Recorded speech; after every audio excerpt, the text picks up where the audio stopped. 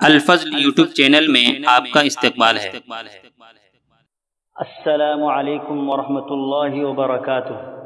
میرے دینی و ایمانی بھائیوں، سورہ آل عمران آیت نمبر 148 پیش خدمت ہے۔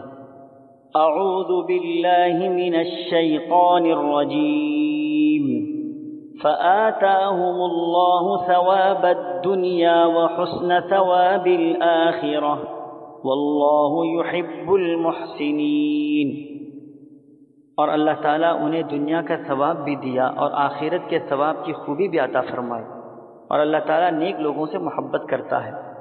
دوستو اور بزرگوں، اس آیت میں اللہ تعالیٰ نے بیان فرمایا کہ جو لوگ اللہ کی اطاعت و فرما برداری میں اپنی زندگی گزارتے ہیں، مصائب و آلام پر صبر کرتے ہیں، اللہ کے احکامات پر چلتے ہیں، انہیں اللہ تبارک و تعالیٰ دنیا و آخرت کی سرخروئی نصیب فرماتے ہیں۔